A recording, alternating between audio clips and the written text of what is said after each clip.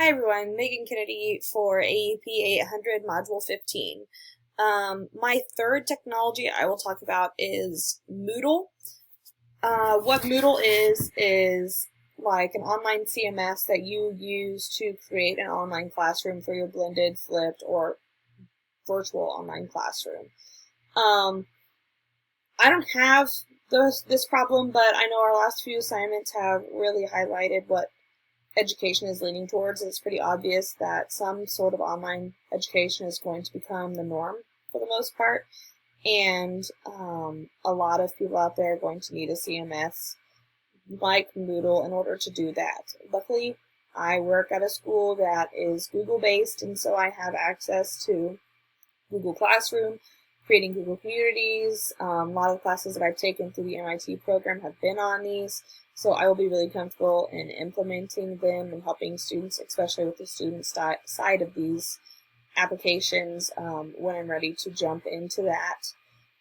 I know not every school is Google-based, and so that's why I looked at Moodle. I had heard of Moodle before, but not very much. One of our online classes at my undergrad school discussed Moodle, but didn't use it. It used the CMS that came with the actual school website, and just from my experience with that CMS, they probably would have been better off using Moodle. You can set up as a whole school, which my understanding is would cost your school money, or you can set up an individual classroom, which is free. Obviously, there are going to be some subscription availability things that you could do, similar to like Powtoon or like Screencast-O-Matic, but you can still work and function in a fully functioning classroom with just the free side of Moodle. The download is really easy to set up. You do that download, it really just leads you right through. One thing I really appreciated about the website here is just lower here in just a minute we'll look at the actual links it has available to help you get started. Very easy to begin with. One of the highlights of Moodle also was that it's globally supported, and I have that part up right here for you to see. That to me means I'm going to have a wider range of people to discuss or troubleshoot with. If I'm not getting exactly what I'm needing out of Moodle, I'm probably not utilizing something correctly, and there's obviously a vast number of people I can ask for support with that. So I thought that was a really key point of Moodle.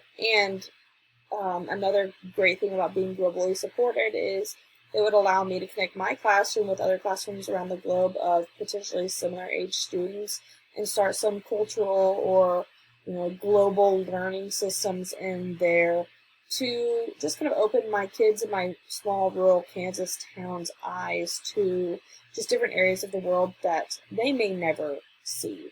I know I grew up 30 minutes from where I live now in a school just barely bigger than the school I teach in now, and I have a very narrow idea of what's out there globally, and so to open kids to that, as 4th, 5th, 6th, 7th graders can kind of open their eyes to the possibilities rather than growing up thinking you're a mechanic or a banker or a teacher or you're not here. That's what so many of the jobs in this area are. For those kids that go off and do a big 4-year program, a lot of our kids stay around and farm because they don't really know what else to do, and there's nothing wrong with that. But I know a lot of people my age who are in jobs that they maybe don't like and they didn't know what else was out there, or they came home and just decided, well, I'll just farm because I don't really know what I want to do.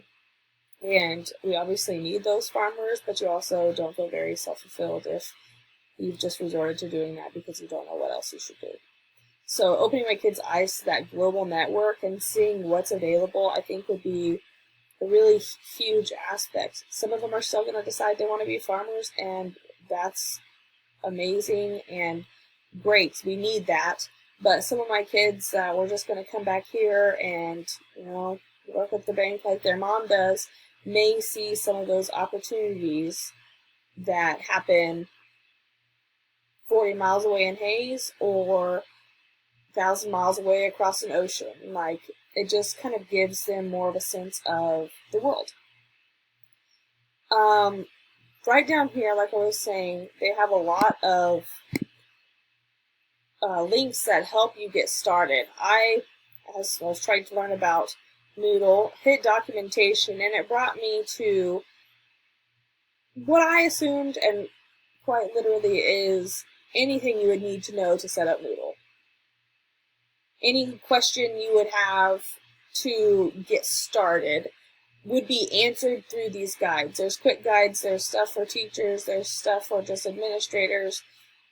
It shows you ways to add the activities that you want your kids to work on.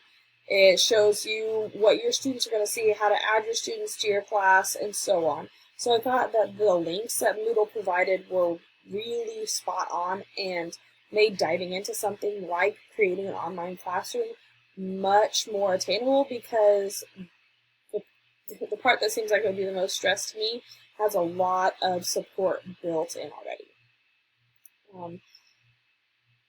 I saw that, especially looking at grading, because grading is something that kind of freaks me out in an online classroom, it allowed you to either enter rubrics or create rubrics for your advanced grading that actually help you grade really quickly and give you feedback to give students as soon as you're done, and that you can personalize if you need to. The ISTE standards I chose to go with Moodle were ISTE T5C, which is Educators Explore and Apply Instructional Design Principles to Create Innovative Digital Learning Environments that Engage and Support Student Learning. I thought Moodle looked really clean.